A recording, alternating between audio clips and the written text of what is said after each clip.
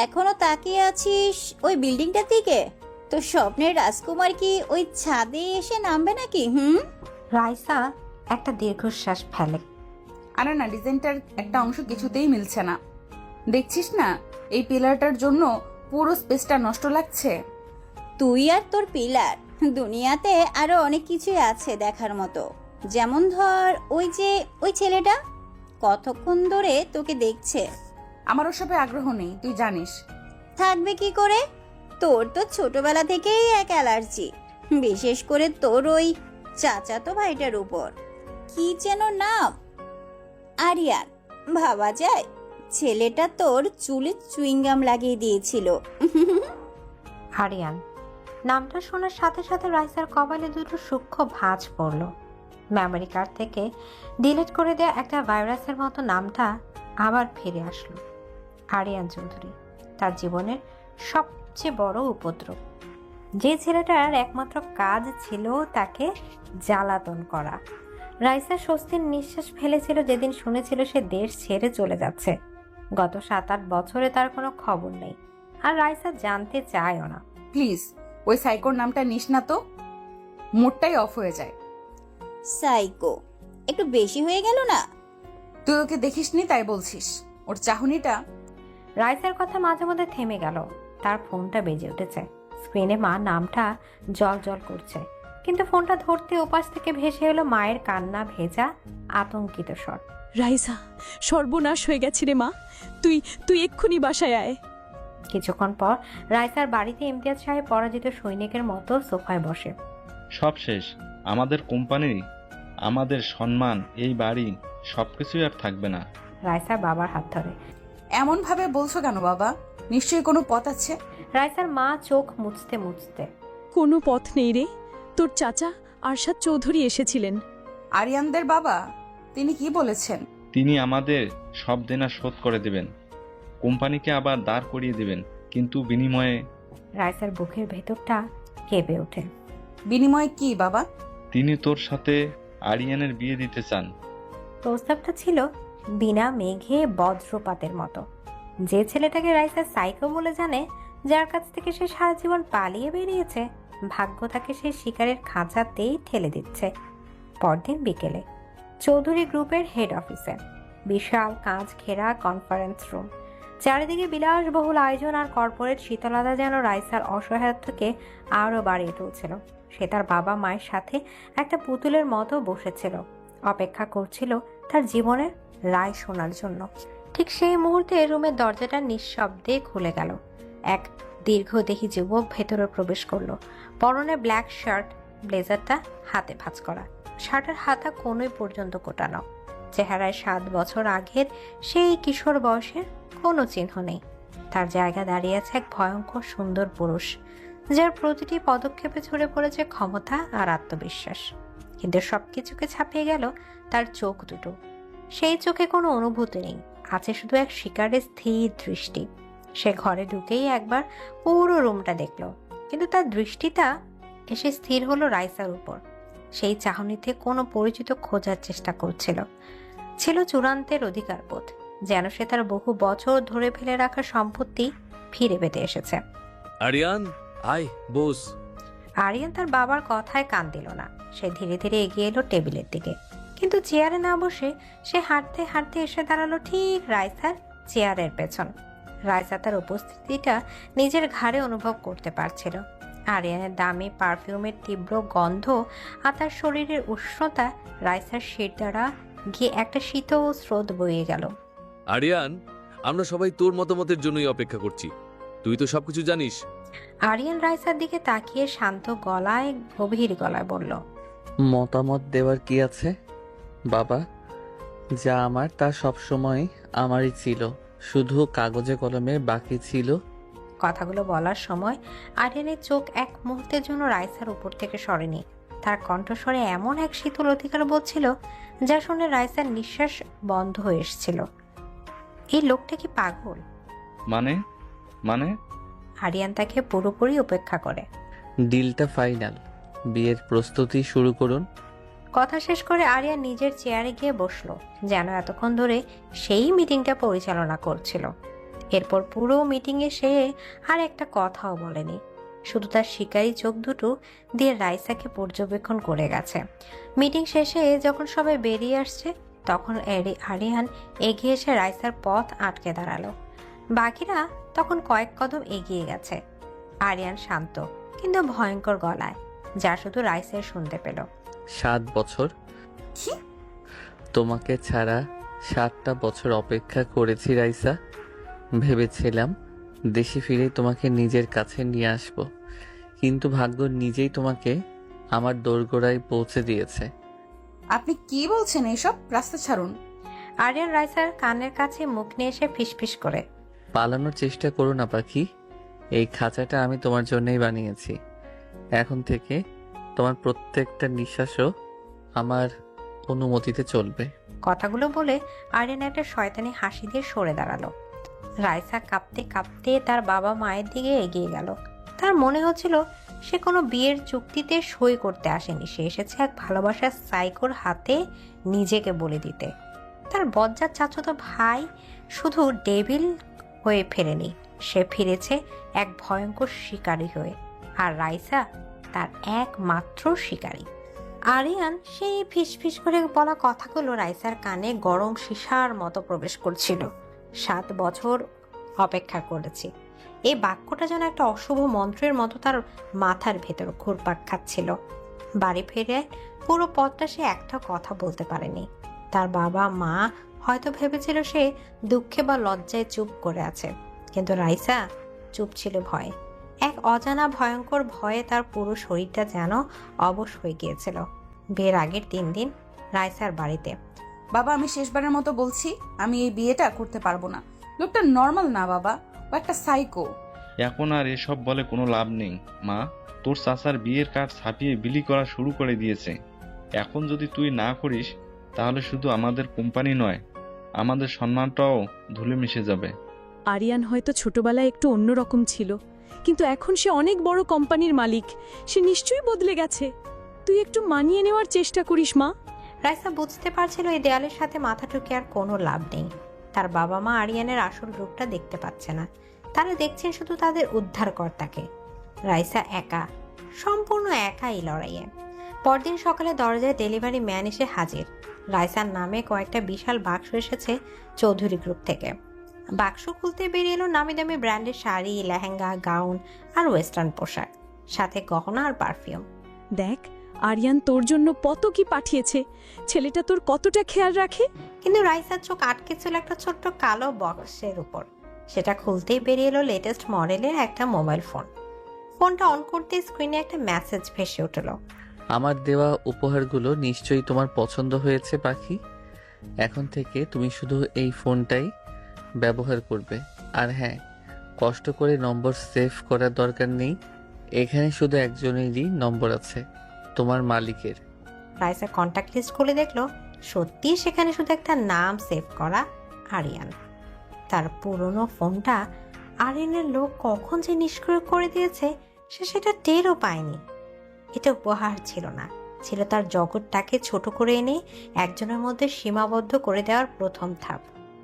বিয়ের দিন কাজী অফিসে আরিয়ানের পাঠানো একটা মেরুন রঙের শাড়ি পরে রাইসা যন্ত্রের মতো বসেছিল। তাকে পুতুলের মতো সাজানো হয়েছে, যে পুতুলে নিজের কোনো ইচ্ছা নেই। আরিয়ান তার পাশে বসেছিল একটা কালো শেরওয়ানিতে। তাকে রাজার মতো দেখাচ্ছিল, এক বিজয়ী রাজা যে তার সবচেয়ে কাঙ্ক্ষিত রাজ্যকে দখল করতে চলেছে। মা, আপনি কবুল বলুন। রাইসা চুপ রইল। তার মুখ দিয়ে একটা শব্দ বের হচ্ছিল না। সে কিভাবে বলবে কবুল? কিভাবে সে নিজের জীবনটাকে শয়তানের হাতে তুলে দেবে? কি হলো মা, কবুল বলো। রাইসা তবুও চুপ। ঠিক সেই মুহূর্তে সে তার কানের কাছে আরিয়ানের শীতল নিঃশ্বাস অনুভব করলো। আরিয়ান শুধু রাইসা শুনতে পায় এমন গলায়। 1 সেকেন্ডের মধ্যে কবুল বলো রাইসা, না হলে কালকের সূর্য ওঠার আগেই তোমার বাবা রাস্তায় দাঁড়িয়ে ভিক্ষা করবে। আমি নিজের হাতে তার কোম্পানিটাকে এমনভাবে ধ্বংস করব যে তোমাদের অস্তিত্বই মুছে যাবে। হুমকিটা এতই শীতল আর স্পষ্ট ছিল যে রাইসা পুরো শরীরটা ভয়ে কেঁপে উঠল। সে চোখ বন্ধ করে নিল। তার সামনে তখন শুধু তার অসহায় বাবার মুখটা ভেসেছিল। কবুল। সভ্রতাটার মুখ থেকে নয়, যেন আত্মা থেকে বেরিয়ে এলো। বাবা আপনি বলুন। আরিয়ান বিজয়ের মতো হাসি মুখে স্পষ্ট এবং দৃঢ় গলায়। কবুল। আরিয়ান যখন আংটি পরাতে গেল তখন সে রাইসার হাতটা এমন শক্ত করে ধরলো যে রাইসার আঙুলে ব্যথা হতে লাগলো। সে শুধু আংটিটা পরালো না, তার অধিকারের একটা ছাপ বসিয়ে দিল। চৌধুরী মেনশনে গাড়িতে পুরোটা পথ আরিয়ান কোনো কথা বলেনি, কিন্তু তার তীব্র দৃষ্টি একবারও রাইসার উপর থেকেও সরেনি। সেই দৃষ্টিতে রাইসার মনে হচ্ছিল একটা ক্ষুধার্ত নেকড়ে তার শিকারকে মাপছে। বাড়িতে ঢোকার পর আরিয়ান তাকে অনুসরণ করতে ইশারা করলো। বিশাল সিঁড়ি বেয়ে সে রাইসাকে নিয়ে এলো দোতলার একটা ঘরের সামনে। এটা ছিল মাস্টার বেডরুম। এটা তো আপনার ঘর, আমার ঘর কোনটা? আরিয়ান দরজা খুলে ভেতরে ঢুকে। আজ থেকে এটাই তোমার ঘর, এটাই তোমার পৃথিবী। অসম্ভব, আমি আপনার সাথে এক ঘরে থাকবো না। আমাদের কথা হয়েছিল। আমাদের কোনো কথা হয়নি রাইসা, কথা শুধু আমি বলেছি আর তুমি শুনেছ। আমি আমার শিকারকে চোখের আড়াল করি না, বিশেষ করে যখন শিকারটা তোমার মতো সুন্দর আর অবাধ্য হয়। আরিয়ান ঘরের বিশাল ওয়াক ইন ক্লজেটের দরজাটা খুললো। এক পাশে তার স্যুট আর শার্ট ঝোলানো, আর অন্য পাশটা পুরোপুরি খালি। তোমার জন্য যা যা লাগবে সব এখানে চলে আসবে। তোমার পুরনো জীবনের কোনো কিছুর আর তোমার প্রয়োজন নেই। আপনি আমার জীবনটা নিয়ন্ত্রণ করার কে? আমি আপনার সম্পত্তি নই। আরিয়ান ধীর পায়ে রাইসার দিকে এগিয়ে এসে। ঠিক এই কথাটা শোনার জন্যই অপেক্ষা করছিলাম। রাইসা ভয় পেয়ে পিছিয়ে যেতে চাইল, কিন্তু আরিয়ান এক ঝটকায় তার হাত ধরে ফেলল। সে রাইসাকে টেনে নিজের বুকের কাছে নিয়ে এলো। ছাড়ুন আমাকে, আমার ভয় লাগছে। ভয়? ভয় তো তোমাকে পেতেই হবে পাখি, কারণ আমি তোমাকে ভালোবাসি, আর আমার ভালোবাসাটা এমনই ভয়ঙ্কর। আরিয়ান রাইসাকে ঠেলতে ঠেলতে দেয়ালের সাথে দাঁড় করালো। রাইসার পালানোর আর কোনো পথ ছিল না। আরিয়ান রাইসার মুখের ওপর ঝুঁকে এসে তীব্র আবেগে। কোথায় পালাবে? এই পুরো পৃথিবীটাও যদি আমি কিনে ফেলি, তবু তোমার পালানোর কোনো জায়গা থাকবে না, কারণ তুমি আমার। তোমার এই শরীর, তোমার মন, তোমার আত্মা, তোমার হাসি, তোমার কান্না, তোমার রাগ, সবকিছু আমার, শুধুই আমার। কথা শেষ করে আরিয়ান তার ঠোঁট দুটো রাইসার ঠোঁটের ওপর চেপে ধরলো। সেটা কোনো সাধারণ চুম্বন ছিল না, ছিল তীব্র, উত্তপ্ত আর শাস্তিদায়ক এক চুম্বন। আরিয়ান যেন তার সমস্ত অধিকার, 7 বছরের জমানো আসক্তি আর রাগ এই চুম্বনের মাধ্যমে রাইসার ওপর প্রতিষ্ঠা করতে চাইল। কিছুক্ষণ পর আরিয়ান যখন তাকে ছাড়লো তখন রাইসা হাঁপাচ্ছিল। তার চোখ দুটো ফুলে উঠেছে, তার চোখ দিয়ে অঝরে জল পড়ছে। আরিয়ান তার দিকে তাকালো। তার চোখে কোনো অনুশোচনা ছিল না, ছিল এক ভয়ঙ্কর তৃপ্তি। আরিয়ান রাইসার ভেজা গালে হাত বুলিয়ে ফিসফিস করে, এই খাঁচাই স্বাগতম আমার পাখি। আরিয়ানের শেষ কথাটা ছিল একটা রায়। এই খাঁচায় স্বাগতম আমার পাখি। এই বাক্যটা শোনার পর রাইসার মনে হলো তার পায়ের নিচের পৃথিবীটা যেন সত্যি সত্যি সরে গেছে। সে দেয়ালে হেলান দিয়ে দাঁড়িয়েছিল, তার পুরো শরীরটা থর থর করে কাঁপছিল। ঠোঁটের ওপর আরিয়ানের সেই শাস্তিদায়ক চুম্বনের জুলুনি আর স্বাদে তার মাথাটা ঘুরছিল। ভয়, অপমান আর এক অব্যাখ্যাত তীব্র অনুভূতিতে সে প্রায় জ্ঞান হারানোর মতো অবস্থায় পৌঁছে গিয়েছিল। তার চোখে জল আর বাঁধ মানছিল না। সে ধীরে ধীরে দেয়াল বেয়ে মেঝেতে বসে পড়ল। 2 হাতে মুখ ঢেকে কান্নায় ভেঙে পড়ল। তার 17 বছরের স্বপ্ন, তার স্বাধীনতা, তার ছোট্ট গোছানো জগৎটা, সবকিছু এক রাতের মধ্যে কিভাবে দুঃস্বপ্নে পরিণত হতে পারে। আরিয়ান ধীর পায়ে রাইসার সামনে এসে হাঁটু গেড়ে বসে। কাঁদবে না? আরিয়ানের গলাটা ছিল অস্বাভাবিক নরম, যা তার আগের ভয়ঙ্কর রূপের সাথে একেবারেই মিলছিল না। এই নরম স্বরটা যেন সাপের হিসহিসের মতো আরো ভয়ঙ্কর শোনালো। আমার কাছে আসবেন না প্লিজ, আমাকে একা ছেড়ে দিন। একা ছেড়ে দেওয়ার জন্য তোমাকে 7 বছর পর ফিরিয়ে আনিনি রাইসা, আর তোমার চোখের জল, এটা সহ্য করার ক্ষমতা আমার নেই, বিশেষ করে যদি সেই জল আমার কারণে হয়। কি সাংঘাতিক স্ববিরোধী কথা! যে মানুষটা তার কান্নার কারণ, সেই আবার বলছে তার কান্না সহ্য হয় না। রাইসা কান্নার মধ্যে মুখ তুলে তাকালো। আরিয়ানের চোখে সে কোনো রাগ বা হিংস্রতা দেখলো না, দেখলো এক অদ্ভুত যন্ত্রণা আর তীব্র পজিটিভনেস। আরিয়ান রাইসা দিয়ে হাত বাড়িয়ে, ওঠো। রাইসা ভয়ে পেঁচিয়ে গেল। আরিয়ানের বাড়ানো হাতটা সে স্পর্শ করলো না। মুহূর্তের জন্য আরিয়ানের নরম মুখটা আবার কঠিন হয়ে উঠল। তার চোয়াল শক্ত হয়ে গেল, কিন্তু সে নিজেকে সামাল নিল। আরিয়ান উঠে দাঁড়িয়ে শীতল গলায়, বেশ, আমার স্পর্শ যদি তোমার এতই বিষ মনে হয় তাহলে তাই সই, কিন্তু আমার হুকুম তোমাকে মানতেই হবে। যাও, ফ্রেশ হয়ে এসো, ওয়াশরুমে তোমার জন্য কাপড় রাখা আছে। রাইসা দেখলো আরিয়ান যেদিকে ইশারা করলো সেখানে একটা চেয়ারের উপর একটা সুন্দর সিল্কের নাইট গাউন ভাঁজ করে রাখা। লোকটা কতটা পূর্ব পরিকল্পিত, তার মানে সে প্রথম থেকেই জানতো আজ রাতে রাইসা এই ঘরেই থাকবে। কিছুক্ষণ পর রাইসা যখন ফ্রেশ হয়ে বেরোলো তখন সে দেখলো ঘরের পরিবেশটা বদলে গেছে। ঘরের সাথে লাগোয়া ব্যালকনিতে একটা ছোট্ট সুন্দর টেবিল সাজানো হয়েছে। সেখানে শুধু দুজনের জন্য ডিনার পরিবেশন করা হয়েছে। মোমবাতির নরম আলোয় চারদিকটা স্বপ্নের লাগছিল, কিন্তু এই স্বপ্নের পরিবেশটাও রাইসার কাছে বিভীষিকার মতো মনে হলো। এসে বসো। রাইসা যন্ত্রের মতো গিয়ে চেয়ারে বসলো।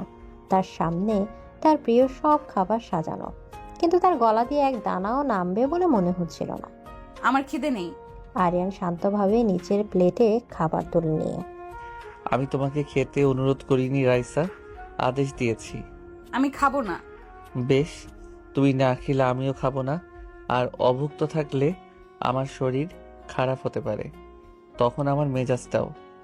আরিয়ান কথা শেষ করলো না, কিন্তু এর ভেতরে হুমকিটা স্পষ্ট ছিল। রাইসা বুঝতে পারছিল এই সাইকোর সাথে জেদ করে সে জিততে পারবে না, বরং এর পরিণাম আরো ভয়ঙ্কর হবে। সে কাঁপা কাঁপা হাতে চামচটা তুলে নিল এবং জোর করে কয়েক লোকমা খেলো। পুরোটা সময় আরিয়ান কোনো কথা না বলে শুধু তাকে দেখছিল।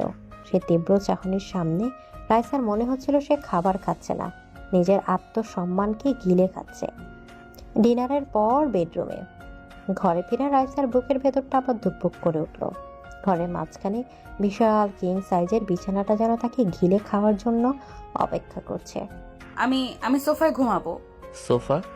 7 বছর ধরে আমি এই রাতটার স্বপ্ন দেখেছি রাইসা, তোমাকে আমার পাশে আমার বিছানায় আমার বাহু বন্ধনে দেখার স্বপ্ন, আর তুমি ভাবলে আমি তোমাকে সোফায় ঘুমাতে দেব? আপনি আমার গায়ে হাত দেবেন না। তোমাকে ছোঁয়ার জন্য আমার কোনো জোর জবরদস্তির প্রয়োজন নেই পাখি। যেদিন আমি তোমাকে ছোবো সেদিন তুমি নিজের ইচ্ছাতেই আমার কাছে ধরা দেবে। আরিয়ানের আত্মবিশ্বাস দেখে রাইসা অবাক হয়ে গেল। কিন্তু আজ রাতে আমি আমার একটা স্বপ্ন পূরণ করতে চাই। আমি শুধু তোমাকে আমার পাশে ঘুমোতে দেখতে চাই। আমার পাশে এসে চুপচাপ শুয়ে পড়ো। কোনো চালাকির চেষ্টা করলে তার পরিণতির জন্য কিন্তু তুমি নিজেই দায়ী থাকবে। রাইসার আর কিছু বলার ছিল না। সে বুঝতে পারছিল তার সামনে দুটো পথ খোলা। এক, চুপচাপ বিছানায় যাওয়া, অথবা দুই, এই লোকটার ভয়ঙ্কর রূপটা আবার দেখা। সে প্রথমটাই বেছে নিল। বিছানায় মাঝরাতে রাইসা বিছানার একদম কিনারায় জড়সড় হয়ে শুয়েছিল। তার পুরো শরীরটা ভয়ে শক্ত হয়ে আছে। আরিয়ান তার থেকে যথেষ্ট দূরত্ব বজায় রেখে শুয়েছে, কিন্তু রাইসা অনুভব করতে পারছিল সে ঘুমায়নি, সে তার দিকেই তাকিয়ে আছে। রাতের অন্ধকারে আরিয়ানের নিঃশ্বাসের শব্দটা যেন আরো গভীর শোনাচ্ছিল। তুমি কি জানো, গত 7 বছর আমি তোমার প্রত্যেকটা খবর রেখেছি। আরিয়ানের হঠাৎ কণ্ঠস্বরে রাইসা চমকে উঠল। সে কোনো উত্তর দিল না।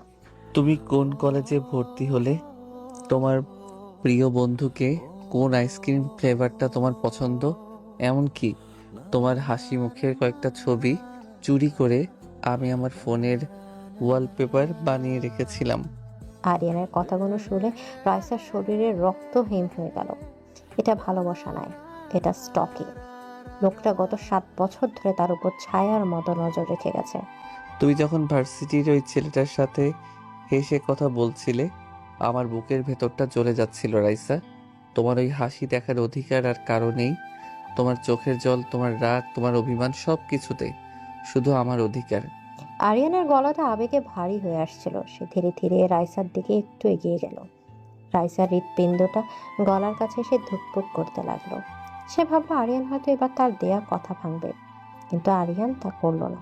সে খুব সাবধানে তার হাতটা বাড়ালো। তারপর রাইসার কপালে এসে পড়া অবাধ্য চুলের গোছাটা আলতো করে তার কানের পেছনে গুজে দিল। তার আঙুলের সেই স্পর্শটা ছিল আশ্চর্য রকম নরম আর উষ্ণ। আগে সে শাস্তিদায়ক চুম্বনের সাথে এর স্পর্শের কোনো মিল নেই। আরিয়ানের এই ভয়ঙ্কর স্বীকারোক্তি আর তার এই অপ্রত্যাশিত নরম স্পর্শ, এই দুটো মিলে রাইসার মস্তিষ্কের ভেতরটা যেন তাল গোল পাকিয়ে গেল। সে কার সাথে শুয়ে আছে? এক নিষ্ঠুর দানব নাকি এক পাগল প্রেমিক? রাইসা চোখ বন্ধ করলো না। সে খোলা চোখে অন্ধকার ছাদের দিকে তাকিয়ে রইল আর তার কানের পাশে অনুভব করতে লাগলো এক সাইকোর উষ্ণ নিঃশ্বাস। তার খাঁচার প্রথম রাতটা ছিল ভয় আর অব্যাখ্যাত মোহের এক বিপজ্জনক মিশ্রণ। আরিয়ানের সেই ভয়ঙ্কর স্বীকারোক্তি আর আলতো স্পর্শের পর রাইসার চোখে আর ঘুম আসেনি। সে ভোরের আলো ফোটার অপেক্ষায় ছিল, যেন এ রাতের অন্ধকারটা তার জীবনের উপর স্থায়ীভাবে চেপে বসেছে। সে যখন সকালে ঘুম থেকে উঠল তখন বিছানার অন্য পাশটা খালি। এক মুহূর্তের জন্য তার মনে এক ঝলক স্বস্তি খেলে গেল। লোকটা আশেপাশে নেই, কিন্তু সে স্বস্তিটা ছিল একেবারে ক্ষণস্থায়ী। সে দেখল ঘরের সাথে লাগোয়া বিশাল কাঁচের জানালার সামনে আরিয়ান দাঁড়িয়ে আছে, পরনে নিখুঁত স্যুট, হাতে কফির কাপ। সে বাইরের দিকে নয়, তাকিয়েছিল রাইসার দিকে। তার মানে সে ঘুম থেকে ওঠার পর থেকে রাইসাকে পর্যবেক্ষণ করছে। এই লোকটা ঘুমায় কখন? আরিয়ান কফির কাপে চুমুক দিয়ে। সুপ্রভাত পাখি, ঘুম ভালো হয়েছে নিশ্চয়ই। তার কণ্ঠস্বর থাকা ব্যঙ্গতা রাইসার কান এড়ালো না। রাইসা কোনো উত্তর না দিয়ে বিছানা থেকে নামতে গেলে, তৈরি হয়ে নাও, 10 মিনিটের মধ্যে ব্রেকফাস্ট টেবিলে আসবে। আমি আগে ভার্সিটিতে যাওয়ার জন্য তৈরি হব, আমার আজ খুব জরুরি কাজ আছে। আরিয়ান ধীরে ধীরে রাইসার দিকে এগিয়ে এসে, তোমার জরুরি কাজগুলো এখন থেকে আমি ঠিক করব রাইসা। আর আমার সিদ্ধান্ত হলো আজ তুমি ভার্সিটিতে যাচ্ছ না। মানে? আমার ফাইনাল প্রজেক্টের কাজ চলছে, আমাকে যেতেই হবে। এটাই আমার শেষ সুযোগ নিজেকে প্রমাণ করার। আপনি আমার ভবিষ্যৎ নষ্ট করতে পারেন না। আরিয়ান রাইসার খুব কাছে এসে তার দিকে ঝুঁকে, তোমার ভবিষ্যৎ তো আমি রাইসা, আর সেটা নষ্ট হওয়ার কোনো সুযোগই আমি রাখবো না। আপনার ডেভিল, একটা শয়তান। ধন্যবাদ। তোমার মুখে এই নামটা শুনতে আমার বেশ ভালো লাগে। আর তোমার প্রজেক্টের জন্য চিন্তা করতে হবে না। মানে? আমি তোমার বন্ধু নীলা আর ওই ছেলেটা রাহুল দুজনকে এখানে আসতে বলেছি। তোমরা আমার লাইব্রেরি ঘরে বসে কাজ করবে আমার চোখের সামনে। রাইসা স্তব্ধ হয়ে গেল। এই লোকটার বুদ্ধির সাথে সে পড়ে উঠবে না। সে তাকে তার শেষ আশ্রয়টুকু তার ভার্সিটির জগৎটা থেকেও বিচ্ছিন্ন করে দিল। সে রাইসাকে তার বন্ধুদের সাথে কাজ করার সুযোগ দিচ্ছে, কিন্তু নিজের বানানো খাঁচার ভেতরে নিজের করা নজরের আওতায়।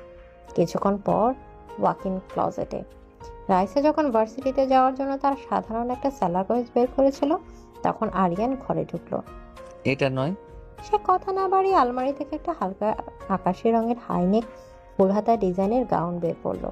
পোশাকটা সুন্দর, দামি এবং মার্জিত, কিন্তু রাইসার মনে হলো এটা তার ব্যক্তিত্বের সাথে একেবারে বেমানানো। তুমি এটা পরবে? আমি আপনার সাজানো পুতুল নই যে আপনি যা বলবেন আমি তাই পরবো। আমি এটা পরবো না। আরিয়ান ধীর পায়ে এগিয়ে এসে রাইসার হাত থেকে তার পোশাকটা নিয়ে ছুঁড়ে ফেলে দিয়ে, তাহলে তোমার বন্ধুদের ফোন করে আসতে বারণ করে দেই। প্রজেক্টটা আর করার দরকার নেই। এই ঘরে সারা জীবন বন্দি হয়ে থাকো, সিদ্ধান্ত তোমার।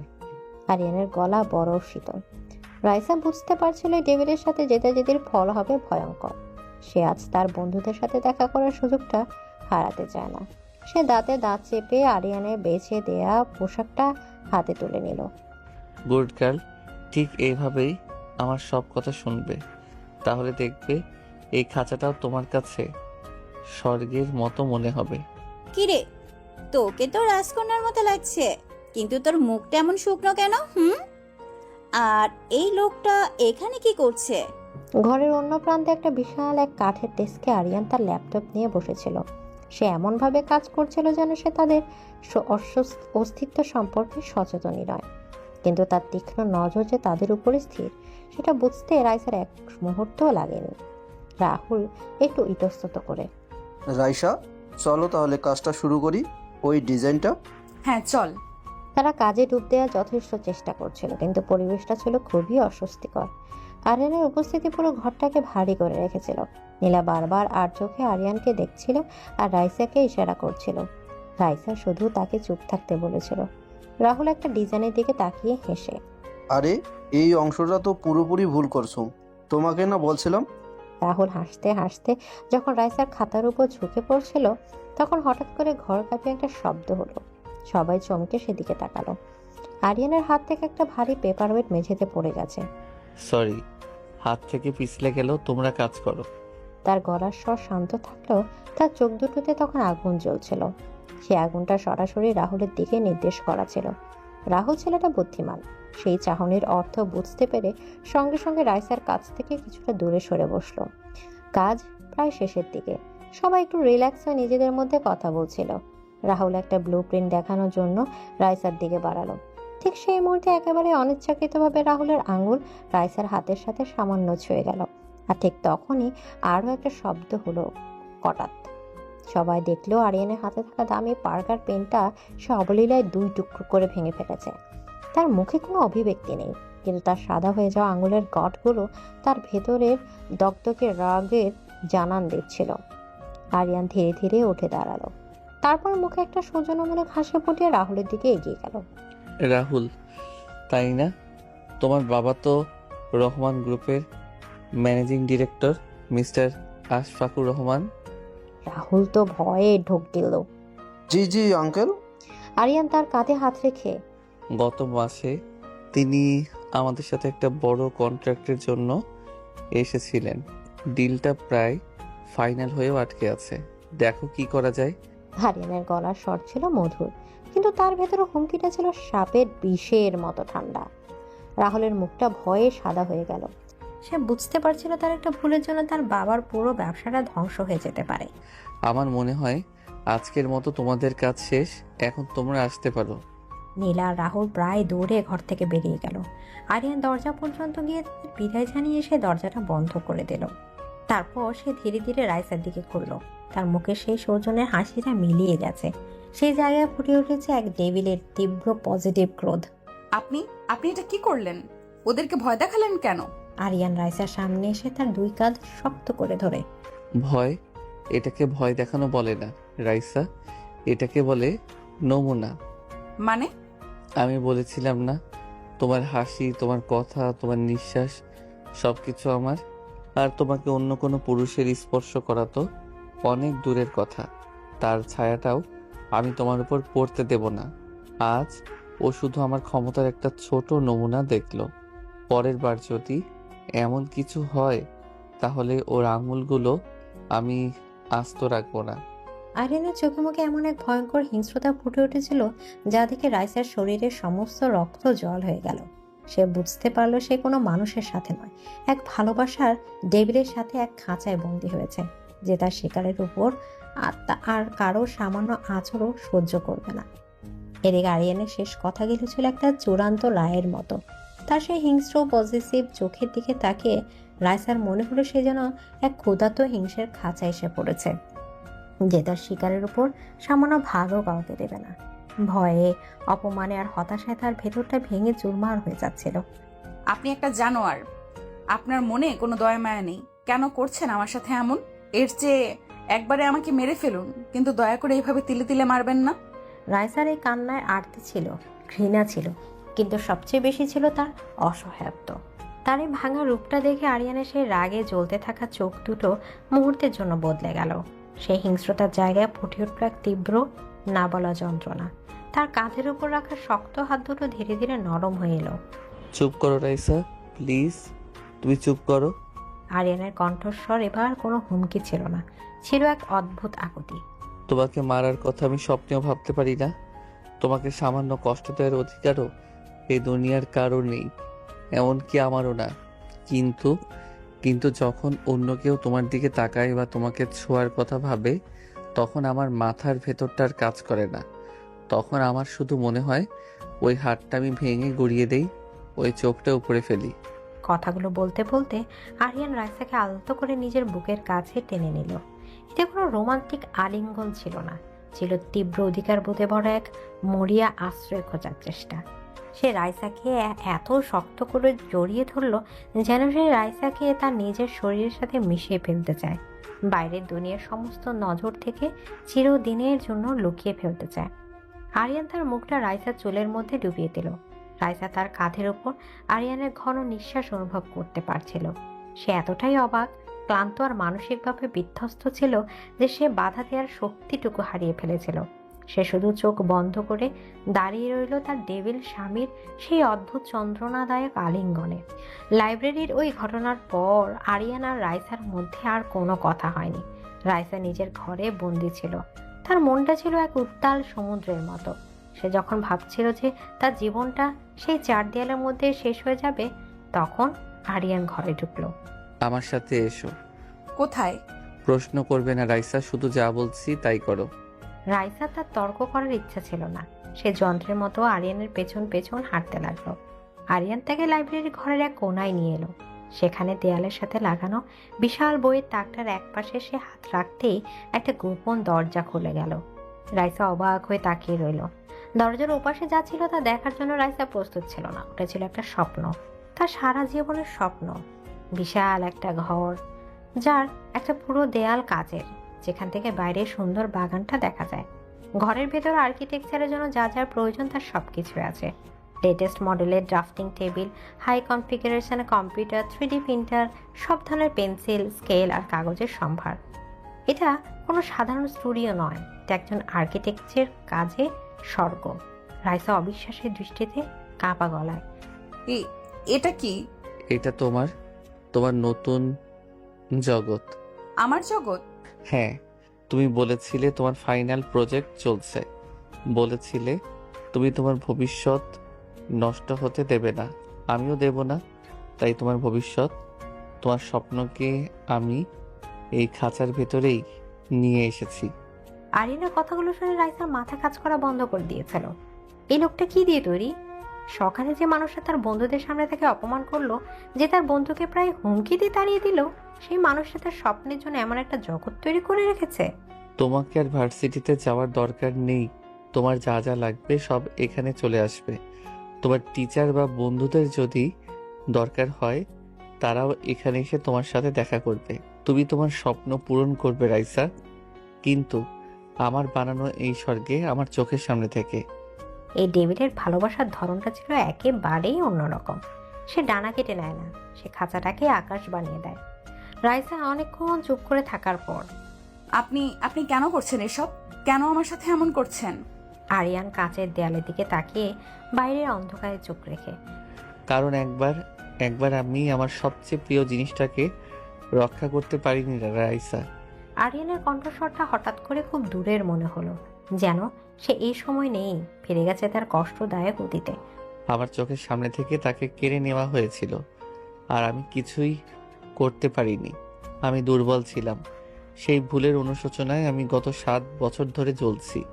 রাইসার বুকের ভেতরটা ছ্যাদ করে উঠল। তার মনে পড়ল সেই রাতের কথা, আরিয়ানের হাতে থাকা সেই নারীর ছবির কথা। আরিয়ান এবার রাইসার দিকে ঘুরে, তার চোখে তীব্র এক আগুন। কিন্তু আমি আর দুর্বল নই রাইসা। আমি এখন এই শহরের সবচেয়ে শক্তিশালী মানুষ, আর আমি আমার ভুলের পুনরাবৃত্তি করব না। তোমাকে হারানোর আগে আমি এই পুরো পৃথিবীটাকে ধ্বংস করে দেব। প্রয়োজন হলে তোমাকে ওই 4 দেয়ালের মধ্যে সারা জীবনের জন্য বন্দি করে রাখবো, তবু তোমাকে হারাতে পারবো না। এটা কোনো হুমকি ছিল না, ছিল এক ভয়ঙ্কর শপথ। রাইসা প্রথমবার বুঝতে পারলো আরিয়ানের সেই পজিটিভনেসের উৎস ভয়, হারানোর ভয়। আর এই ভয় একটা মানুষকে কতটা বিপজ্জনক করে তুলতে পারে তা সে আজ নিজের চোখে দেখছিল। অনেক রাতে সেই স্টুডিওতে আরিয়ান রাইসাকে তার নতুন জগতে একা রেখে চলে গিয়েছিল। রাইসা প্রথমে কিছুক্ষণ স্তব্ধ হয়ে বসেছিল, তারপর সে ধীরে ধীরে উঠে দাঁড়ালো।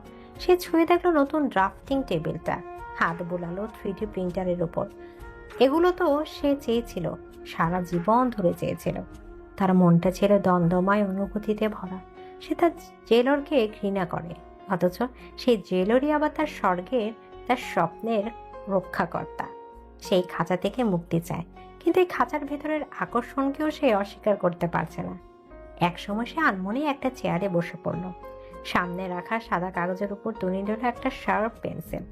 তারপর তার অজান্তে তার আঙুলগুলো চলতে শুরু করলো। ডিজাইন করাটা তার নিঃশ্বাস নেওয়ার মতো।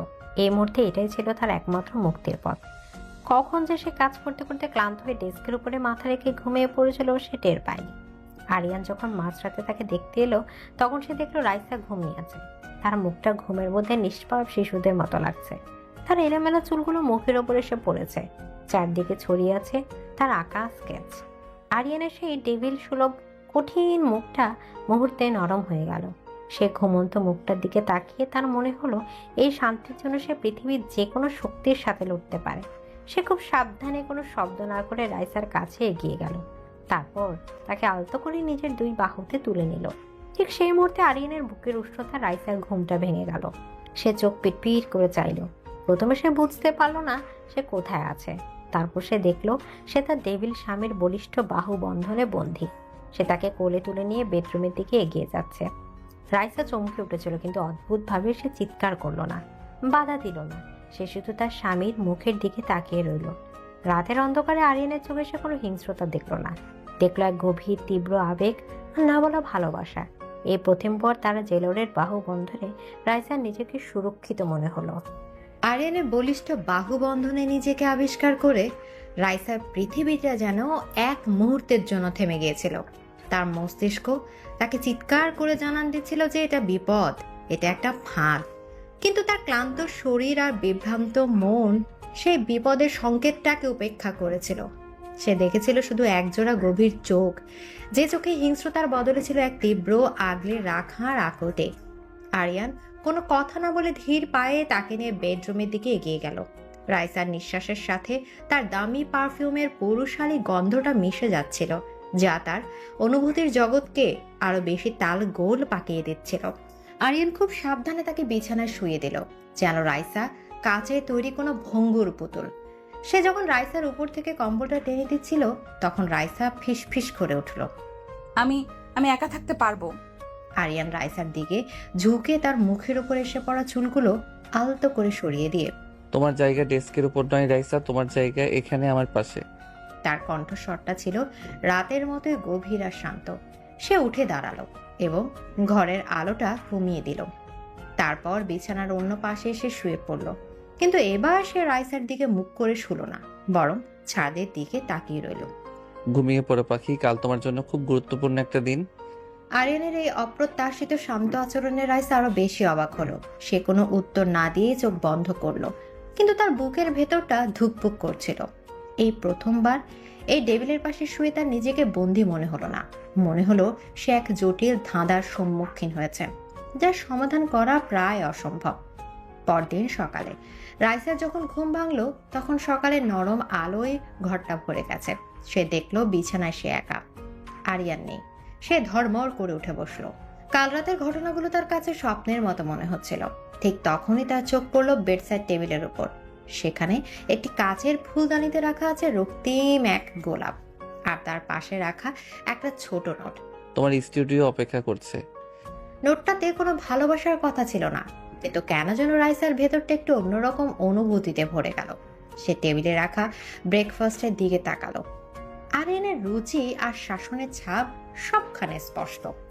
ব্রেকফাস্টের পর স্টুডিওতে রাইসা যখন স্টুডিওতে ঢুকলো সে দেখলো আরিয়ান সেখানে আগে থেকে উপস্থিত। সে একটা ড্রাফটিং টেবিলের উপর ঝুঁকে রাইসার রাতের আঁকা স্কেচটা দেখছিল। আপনি এখানে? আপনার না অফিসে যাওয়ার কথা? আমার অফিস সেখানেই, যেখানে আমার সবচেয়ে মূল্যবান সম্পত্তিটা থাকে। এদিকে আরিয়ানের কথায় রাইসা আর প্রতিবাদ করল না। সে চুপচাপ নিজের কাজে মনোযোগ দেওয়ার চেষ্টা করলো। তোমার ডিজাইনের কনসেপ্টটা ইন্টারেস্টিং। একটা পাবলিক লাইব্রেরির ডিজাইন যেখানে প্রকৃতি আর স্থাপত্য একে অপরের সাথে মিশে যাবে। কিন্তু এই যে কাচের ছাদটা তুমি ডিজাইন করেছো, এটা লোড বেয়ারিং স্ট্রাকচার নিয়ে ভেবেছো। আমাদের দেশের আবহাওয়ায় এটা রক্ষণাবেক্ষণ করাটা খুব কঠিন হবে। রাইসা অবাক হয়ে গেল। সে ভাবতেও পারেনি আরিয়ান, যে কিনা একজন নির্দয় ব্যবসায়ী, সে আর্কিটেকচারের এত কঠিন বিষয়গুলো বুঝবে।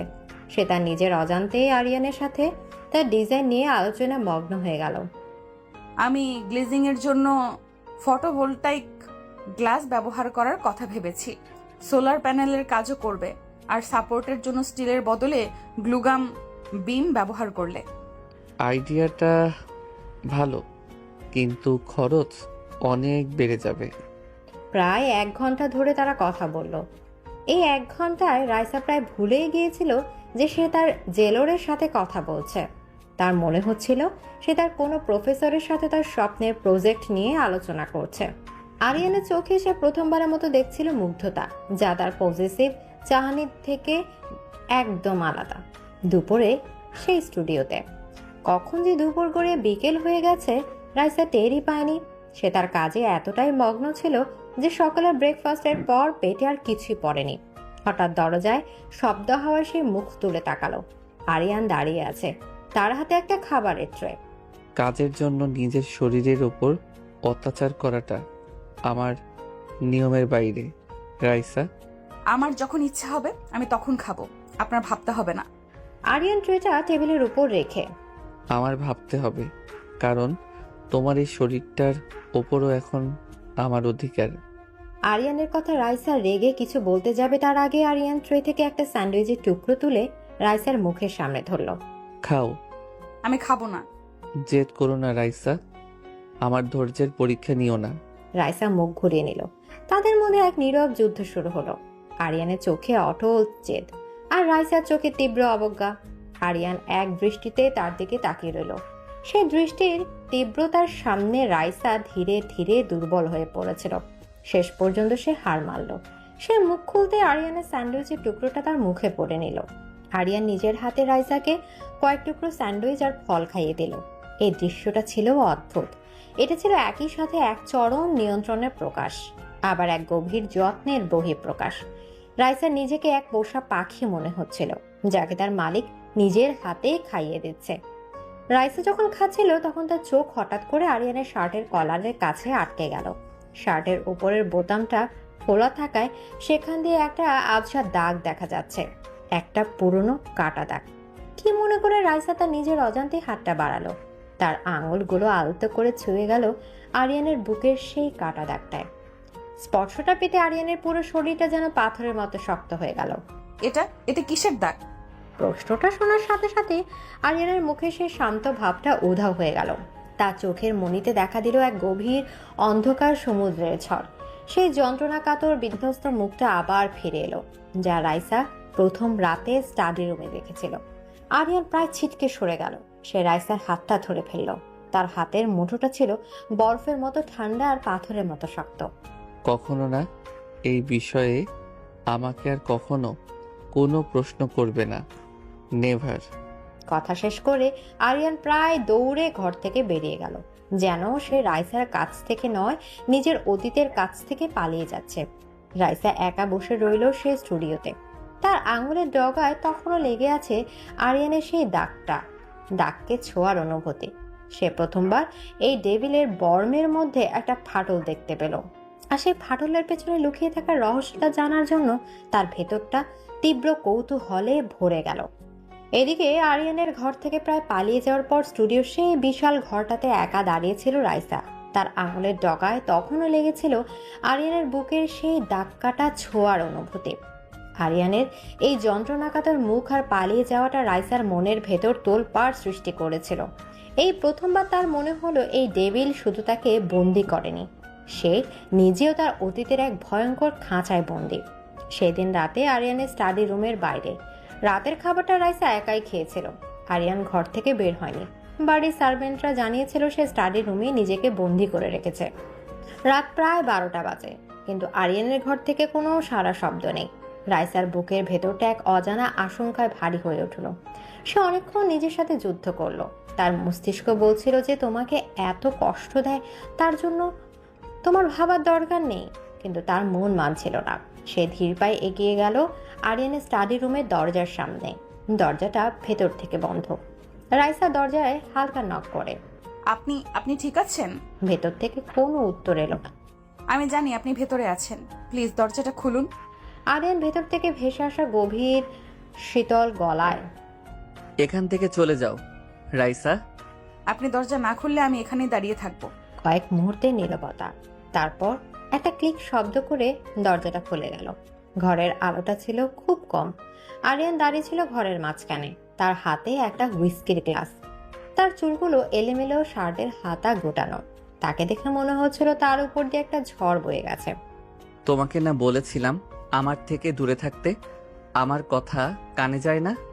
আপনি আমার স্বামী, আপনার কি হয়েছে সেটা জানার অধিকার আমার আছে। অধিকার? তুমি অধিকারের কথা বলছো?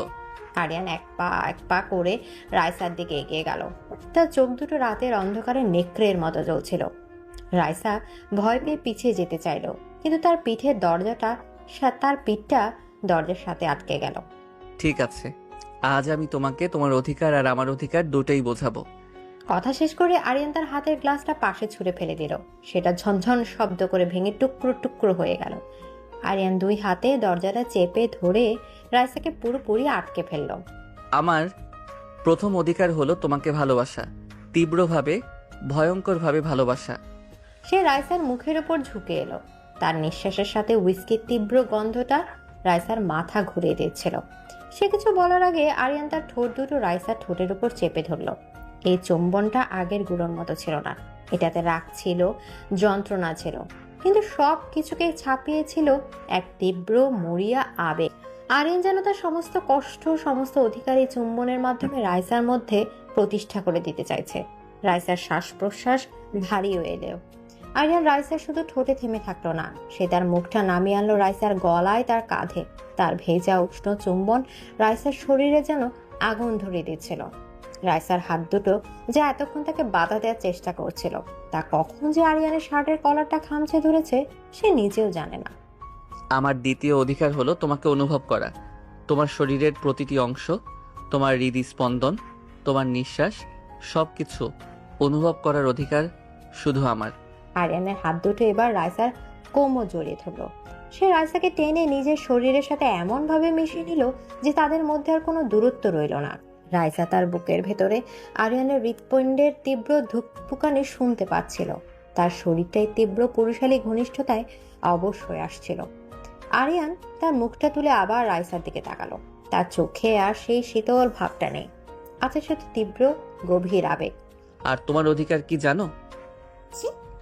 আমার এই যন্ত্রণার ভাগ নেওয়া, আমার এই অন্ধকার জগতের একমাত্র আলো হওয়ার অধিকার শুধু তোমার। কথা শেষ করে সে আবার রাইসাকে চুম্বন করতে লাগলো।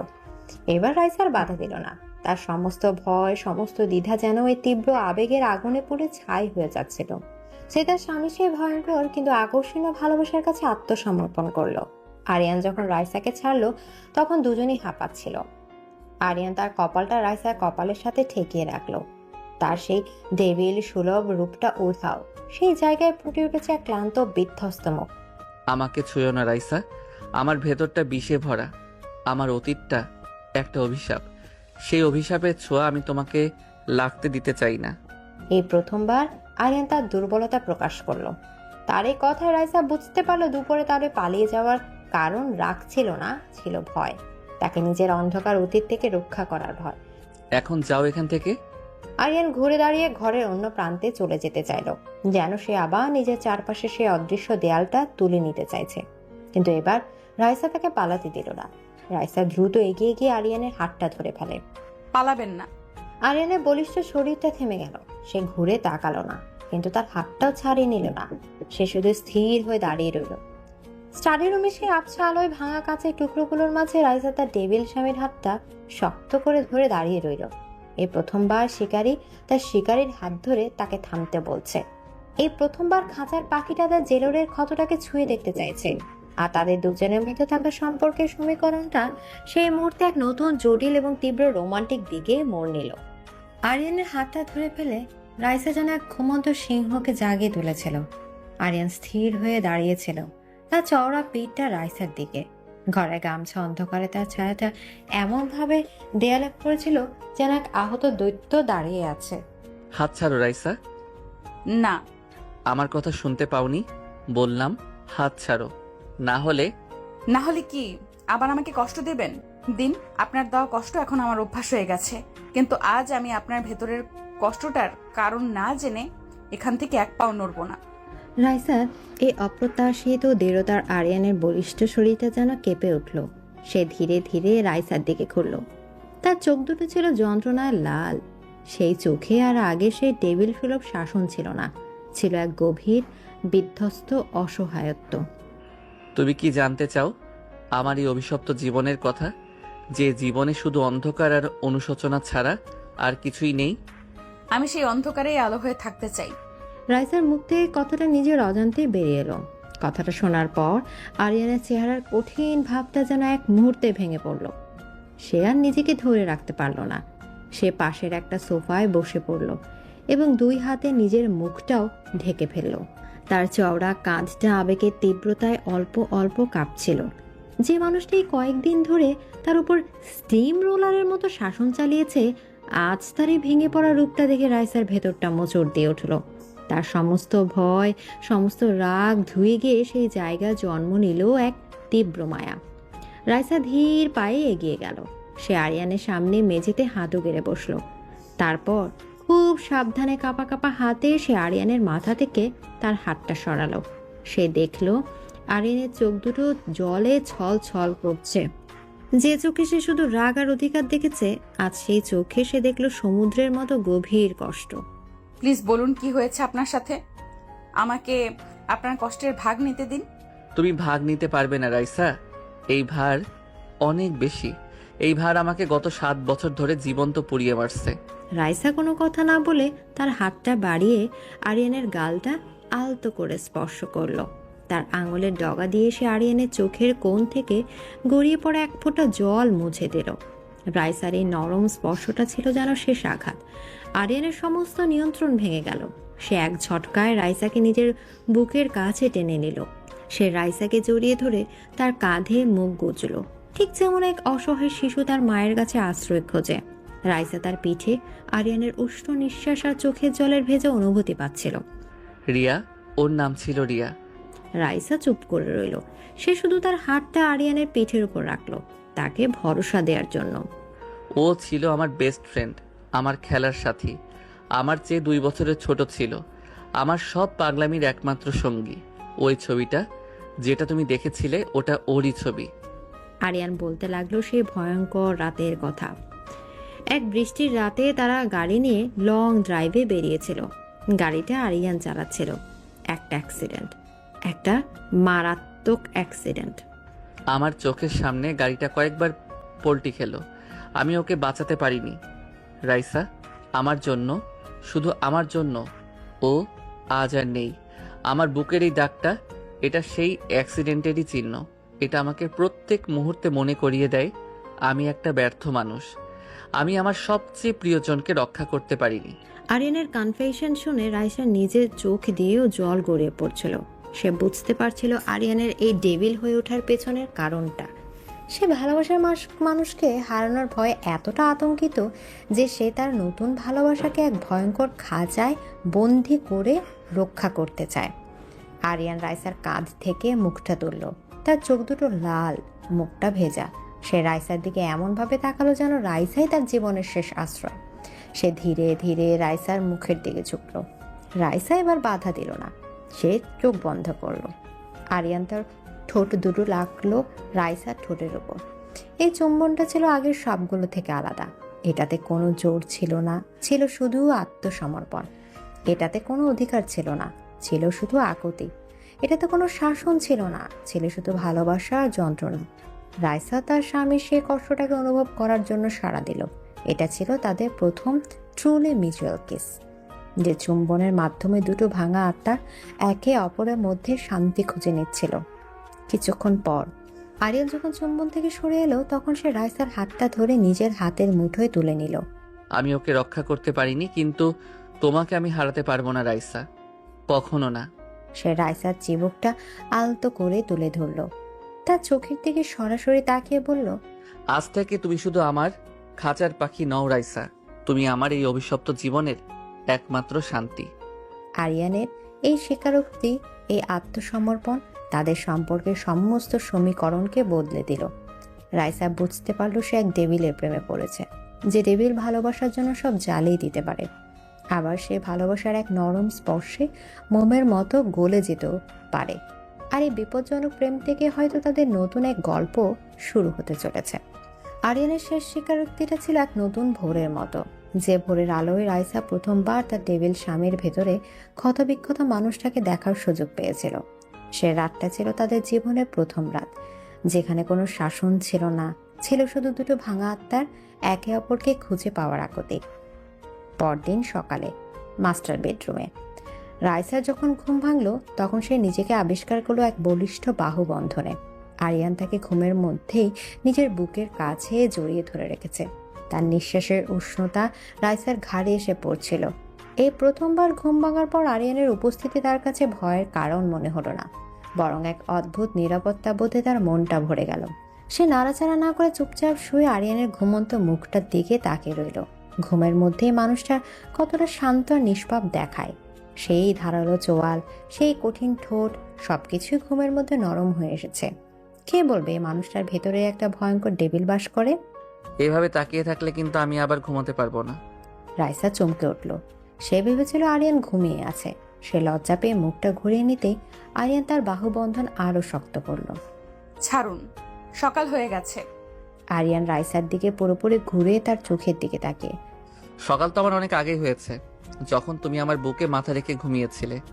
আরিয়ান তার এক হাত দিয়ে রাইসার গালটা আলতো করে স্পর্শ করলো। আমার শান্তিকে এত কাছ থেকে দেখার সুযোগ আমি হাতছাড়া করতে পারি? কথা শেষ করে সে আর কোনো উত্তরের অপেক্ষা করলো না। সে ধীরে ধীরে রাইসার মুখের দিকে ঝুঁকলো এবং তার ঠোঁটের উপর নিজের ঠোঁট দুটো রাখলো। এই চুম্বনটা ছিল ভোরের আলোর মতোই নরম আর উষ্ণ। এটাতে কোনো ছিল না জোর, ছিল শুধু গভীর আবেগ আর ভালোবাসা। রাইসাও তার নিজের অজান্তেই চুম্বনে সাড়া দিল। তার হাতটা কখন যে আরিয়ানের চুলের মধ্যে ডুবে গেছে সে নিজেও জানে না। এই প্রথমবার সে তার স্বামীকে ভালোবাসা ফিরিয়ে দিল সমস্ত দ্বিধা ভুলে। ব্রেকফাস্ট টেবিলে সকালের নাস্তার পরিবেশটা ছিল একেবারে অন্যরকম। আরিয়ান টেবিলের মাথায় বসেনি, সে রাইসার ঠিক পাশের চেয়ারটাতেই বসেছিল। সে নিজের হাতে রাইসার প্লেটে খাবার তুলে দিচ্ছিল, বারবার জিজ্ঞেস করছিল তার আর কিছু লাগবে কিনা। আমার আজ একবার ভার্সিটিতে যেতে হবে। লাইব্রেরি থেকে ফাইনাল প্রজেক্টের জন্য কয়েকটা বই আনার দরকার। বেশ। রাইসা তো অবাক। সে ভেবেছিল আরিয়ান হয়তো আবার কোনো শর্ত দেবে বা তাকে যেতে দেবে না। তাহলে আমি ড্রাইভারকে বলে দিচ্ছি। আরিয়ান রাইসার কথায় বাধা দিয়ে, ড্রাইভার কেন? তোমার স্বামী এখনো মরে যায়নি রাইসা। মানে আপনি আমার সাথে যাবেন? আমার শান্তিকে আমি এক মুহূর্তের জন্যেও চোখের আড়াল করতে পারি না, যদি লাইব্রেরির বইগুলোর মধ্যে তুমি হারিয়ে যাও। আরিয়ানের এই পজিটিভনেসের ধরনটা বদলে গেছে। এখন এটা শাসন নয়, বরং ভালোবাসার এক মিষ্টি আবদারে পরিণত হয়েছে। রাইসা কিছু না বলে শুধু লজ্জা পেয়ে হাসল। ভার্সিটি ক্যাম্পাসে আরিয়ান চৌধুরী দেশের অন্যতম শীর্ষস্থানীয় ব্যবসায়ী। যখন তার কালো রেঞ্জ রোভার থেকে নেমে ভার্সিটি ক্যাম্পাসে ঢুকলো তখন যেন একটা ছোটখাটো ঝড় বয়ে গেল। কিন্তু সবচেয়ে বড় ঝড়টা উঠল তখন যখন সবাই দেখলো সে গাড়ি থেকে নেমে রাইসার জন্য দরজা খুলে দিল এবং তার হাতটা নিজের হাতের মুঠোয় নিয়ে নিল। আরিয়ানের উপস্থিতি তার আত্মবিশ্বাসে